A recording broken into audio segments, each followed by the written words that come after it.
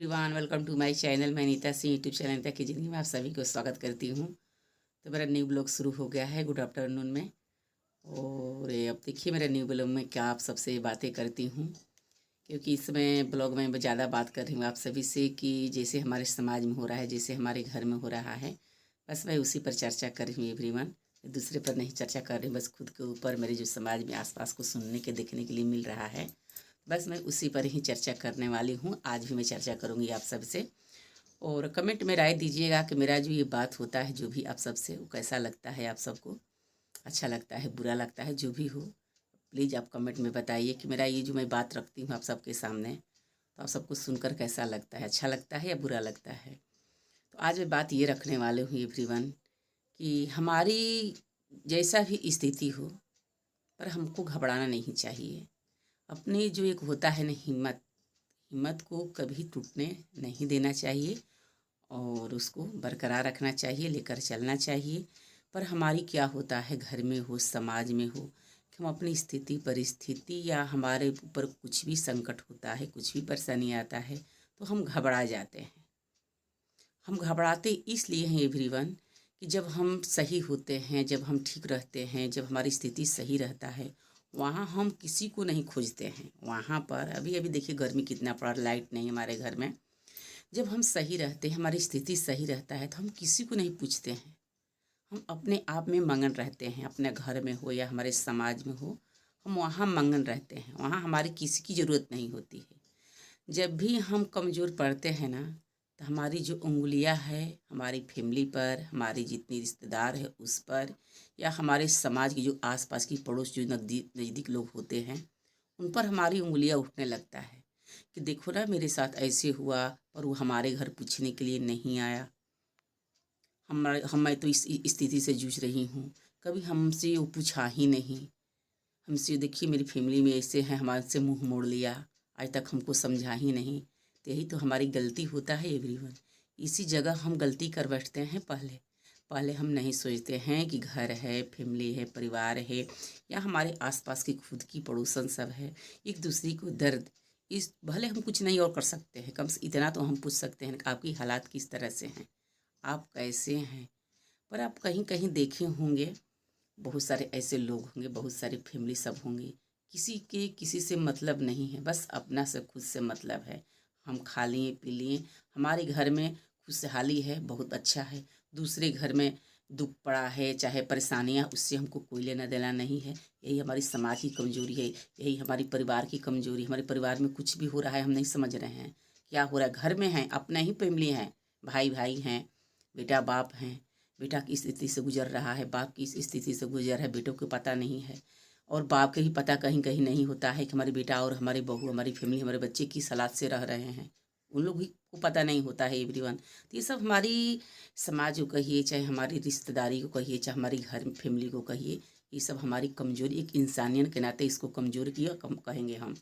ये चीज़ सही नहीं है, इसी कमजोरी को हटाना है। हम सबको मिलजुल के रहना चाहिए, फैमिली हो, परिवार हो, या आसपास की पड़ोसन हो, सबको हम जहाँ पर हैं तहाँ एक दूसरे पर हाथ बटाना चाहिए, एक दूसरे की समझना चाहिए।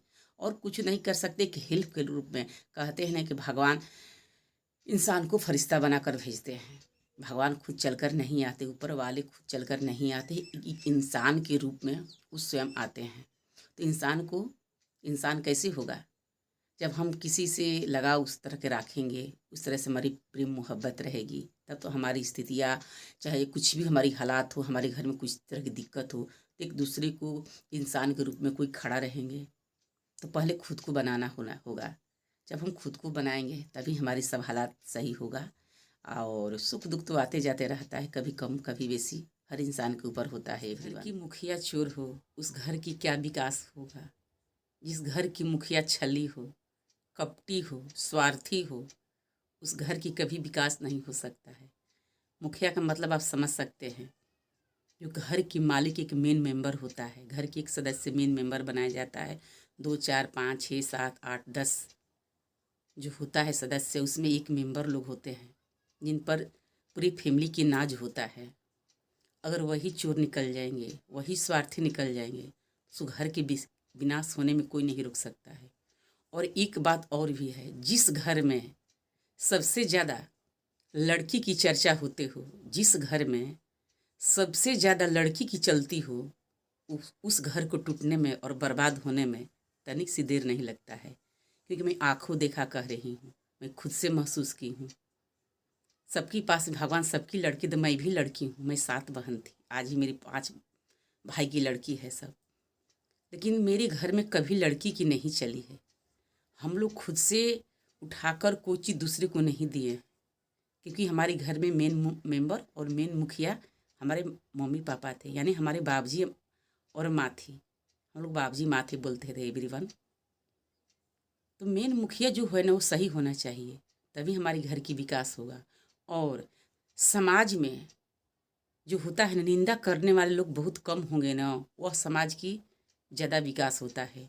और जहाँ की समाज में निंदा करने वाले अधिक लोग वहाँ होते हैं ना, वो गली में कचरा जल्दी साफ नहीं होता है। वहाँ पर एक गली के साफ कीजिए तो दूसरे गली में लगा रहता है।